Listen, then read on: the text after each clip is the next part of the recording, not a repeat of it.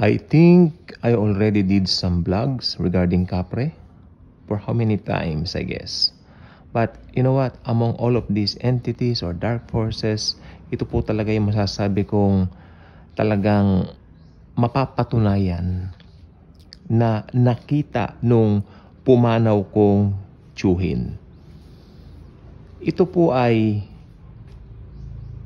iisipin ng iba na parang tikbalang, parang aswang, Pero kung titignan po nating mabuti, meron pong, makinig pong mabuti, meron po talaga mga masasamang espiritu. Ayan ang pong tawag natin dyan. Evil spirits na naglipana. Ito po yung mga anghel na itinapon, Fallen angels ang tawag po sa kanila. Sila po ay sumama kay Satanas. Okay. Some of them right now nasa Tartaros, pero yung iba po naglipana, nagkalat. Huwag po sana kayong malilito dyan. Nagkalat, naglipana, nagdideceive po sila ng mga tao. Tungkol po sa kapre, ang kapre po ay isa pong masasabi ko na kapag ka napag-uusapan, talagang yung mga balahibo ng mga ninuno natin ay talaga po namang tumatayo. Nanginginig sila, nangangatog.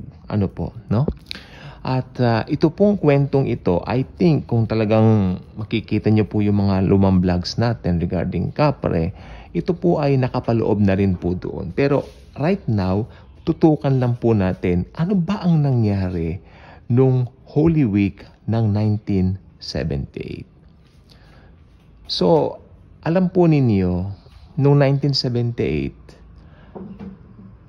kapag napag-uusapan ng mga ganitong mga bagay, talagang iba ang pagtanggap ng mga tao. Sapagkat we're talking about some 45 years ago.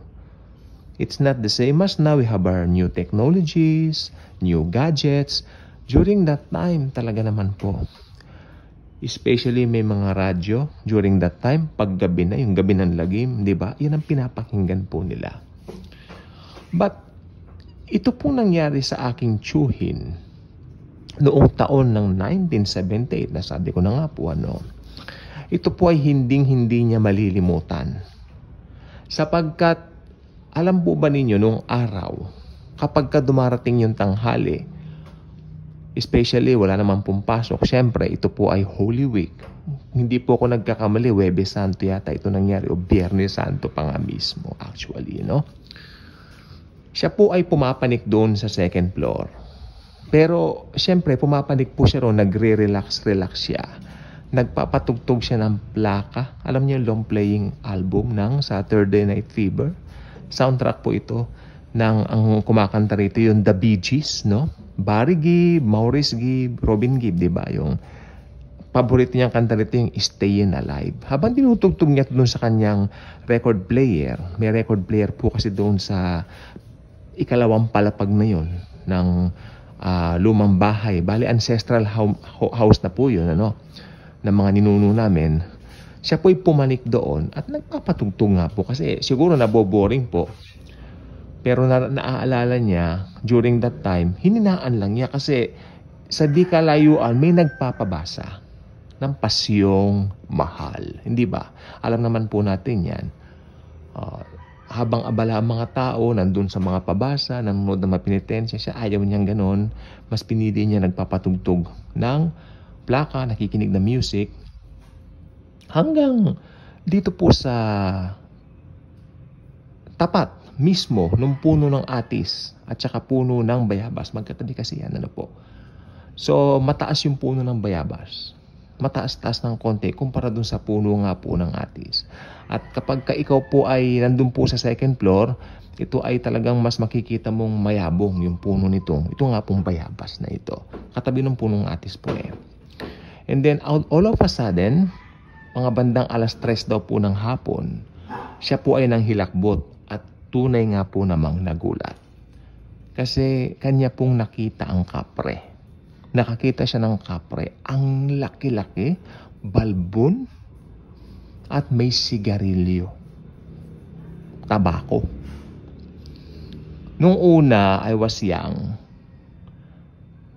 Kumbaga, takot na takot ako. Pero habang lumalaki ako, habang nagkakaisip ako, unti-unti ko itong binabaliwala. Malamang, ano lang yan, parang hearsay, something like that. Ano? Kasi nagkakaisip ako, nagiging teenager ako. Pero, nung nakausap ko po yung tito ko ng personal, he mean it well. Totoong nangyari yon. Hindi ako nagbibiro. Yung mga kwento ko noon, ikwekwento ko pa rin ngayon, totoong nangyari. Well, alam po ninyo ang tao, hindi po ba? Talagang hanggang matanda na siya pag napag-uusapan niyo, may kilabot siya. Talagang natatakot siya. Ngayon, pumanaw na rin po siya eh. So, naaalala ko, I think it was 2003 o 2004 nung nagkakwentuhan po kaming muli, no? At doon po niya binanggit sa akin na talagang nakita ko yun. Talagang nakita ko. And during that time, ako po ay mananampalataya na ng Panginoon. At akin pong napagtanto doon sa Bible na itong mga evil spirits na ito, nag-aan yung mga dark entities. Pwede maging tikbalang, maging aswang, at maging... Kaya yung mga nakikita natin, halimbawa may pumanaw tayo mga kamag-anak, mahal natin sila. Alam natin yan. Mahal natin ang mga mahal natin sa buhay na pumanaw. We're really longing to see them again, right? Especially pag kamamatay lang, kung mahal na mahal mo. Gusto mo siyang makita. Gusto mo siyang yakapin. Muli. Kaya, alam po ba ninyo, ang mga evil spirits gumagawa ng paraan para dayain ang mundo. Dayain ang mga tao.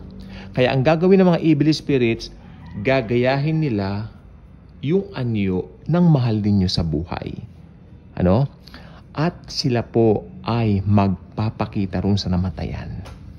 Kung hindi man nanampalataya yung taong yon, yung naiwan na yon, at yun ay hindi nagbabasa ng Bible, siyempre hindi nga po believer ni Lord Jesus, sasabihin niya, ay, nakita ko nanay ko, uy, nakita ko tatay ko, uy, nakita ko yung anak ko, nakita ko yung asawa ko na namatay na.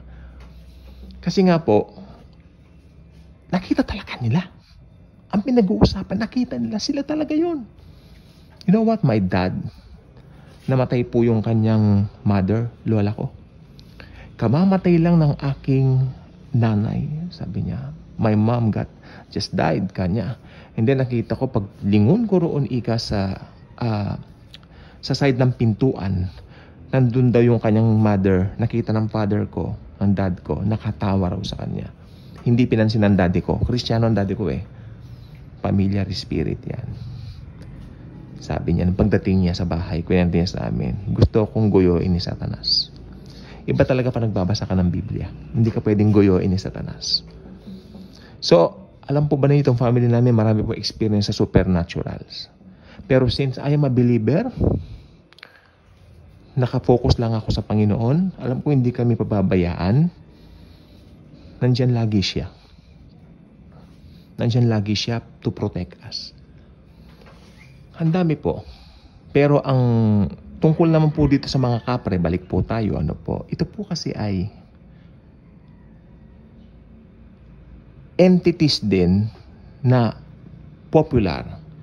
Kaya ang gagawin ng mga evil spirits, sila po ay magbibihis ng kapre. Sila po ay mag-aanyong kapre para goyoin yung mga naniniwala doon. Just like what happened to my late uncle. Nakita niya, Biyernes Santo, alas 3 ng, hapon, sa puno ng bayabas, katabi ng atis, nagtatabako yung kapre. Gitlang-gitla ako, sabi niya. Hindi ko alam ang gagawin ko. Nautal siya. Natakot ako. Hanggat maaari lang, ayoko nang maalala yon. Pero, kaya po pala ito po, para patunayan ko po, ayaw na ayaw niyang pumapanik doon pag nagagawi siya doon sa ancestral house na yan. Kasi ngayon giniba na po yun eh. Ayaw niyang pumapanik doon. Ayoko, sabi niya. Laki ng takot niya. Nasharean ko po ito ng good news ni Lord Jesus. I hope he means well nung tanggapin niya si Lord. Tinanggap ko naman si Lord Jesus, sabi niya. So, Kung talagang tinanggap po niya ang Panginoon, kasi hindi ko po siya madalas makita, ano po. Kung tinanggap talaga niya ang Panginoon, may promise of salvation talaga dyan. Nandun po talaga siya nasa langit. So, regardless of ano man denomination mo, religion mo, kung tinanggap mo si Jesus, you will be saved. So, yan lang po, akin lang po siyang sinare sa inyo. Kasi, alam po ba ninyo, anytime now, pwede kayong makakita ng kapre, pwede kayong makakita ng tikbalang, pwede kayong makakita ng aswang. Pero tandaan po ninyo, ang mga ito ay, you know what? Ito po ay mga evil spirits na nag-aanyong kapre. Kaya kung hindi pa kayo subscriber sa ating channel, I invite you to do so. Click mo ang notification bell, i-share mo ang video ito, at i-share mo, Jesus is powerful, no weapon formed against us shall prosper, because Jesus is our power. Jesus, the Almighty God, is living within us. Thank you po, and Jesus truly loves us all.